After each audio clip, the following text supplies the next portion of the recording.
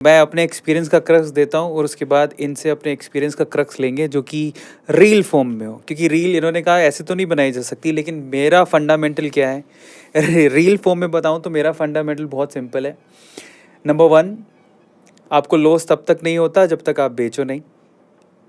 Number 2, आपको जिस company में बिल्कुल यकीन है, जो आपने देखी है, मतलब मैं उस कंपनी में बिलीव ज़्यादा करता हूँ जिसको मैं जनरली यूज़ करता हूँ, और ये बात बड़ी कॉमन सी है।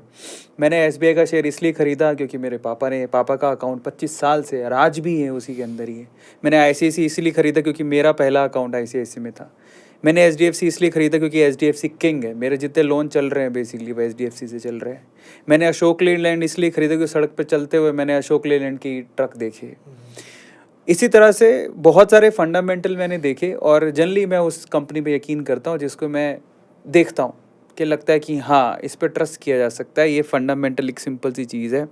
लेकिन मैं फिर से कह रहा हूँ कि जितने भी मैंने आपको स्टॉक्स बताए वो मैं रेकमेंड नहीं कर रहा हूँ।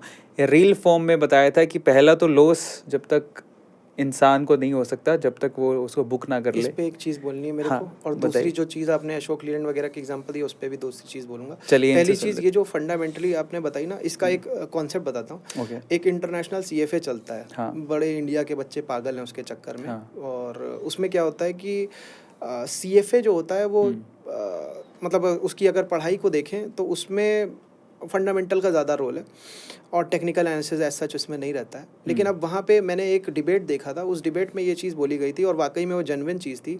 एक टेक्निकल एनालिस्ट लॉस करता है तो वो दिखता है कि लॉस हो गया, लेकिन फंडामेंटल वाले केस में क्या होता है कि कई बार फंड मैनेजर्स ऐसे ऐसे होते हैं, वो एक कंपनी को ख़रीदेंगे 100 रुपये पे, मतलब एक एग्जांपल परसेंटेज से आपको पता चलेगा। 100 रुपये पे ख़रीदेंगे, फिर वो अगर 90 रुपये पे आ गई, एवरेज करते हैं 90 रुपये पे खरीदते हैं, वो 60 रुपये 70 रुपये 50 रुपये 30 रुपये चली जा रही है, उसको एवरेज करते जा रहे हैं क्योंकि बुक नहीं किया है, इसलिए वो बुक प्रॉफिट नुकसान में दिखता ही नहीं है। जबकि एक टेक्निकल एनालिस्ट नुकसान में आता ही है क्योंकि वो कहीं ना कहीं लॉस बुक कर लेता है, तो वो बेटर रहता है, लेकिन उसका लॉस दिख जाता है। और फंडामेंटल केस में इस तरीके से कभी कभी हम दिखता है कि लॉस बुक नहीं कर रहे हैं, लेकिन अब या तो कंपनी इतनी अच्छी हो बाद में दे दे प्रॉफिट, बट कई बार गड़बड़ कंपनी होती है और उसमें हम फंसे ही रह जाते हैं। अब वो उसको भी नहीं पता होता है, बाद में पता चलता है अच्छा अंदर ये चल रहा था।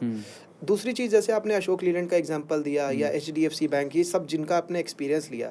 अब ये एक्सपीरियंस, अब मेरे को नहीं पता आपने क्या देखा। मेरा एक रूममेट था गुड़गांव में जब मैं रहता था, उसने ये चीज़ ऑब्जर्व करी, एचडीएफसी बैंक कहीं पे खोपचे में भी अपना ब्रांच खोल देती है, छोटी सी भी ब्रांच खोल देती है। तो इसका मतलब वो प्रॉफिटेबल बड़े आराम से हो सकती है क्योंकि उसको पता है कैसे कहीं पे भी जाके ब्रांच खोल देनी है। या आईसीआईसीआई बैंक अपने काम में एग्रेसिव है। अगर ये सब चीज़ें कोई नोटिस कर ले, या जिस बिजनेस को आप समझ जाओ, ऐसा नहीं कि हम लोग समझ नहीं सकते, हर बंदा कोई भी आप देख रहे हो, बिस्लरी की बोतल अगर कंपनी जो बना रही है उसका बिजनेस आपको समझ में आ रहा है कि इतना तो बन रहा होगा यार, छोटी सी बोतल 10 रुपए की मिल रही है, अगर ये चीज़ आप पकड़ ले गए, आपको दिख रहा है कंपनी पैसा बना रही है, तो आप उसमें पैसा बना ले जाओगे बिना किसी फंडामेंटल को जाने, बिना किसी टेक्निकल को जाने।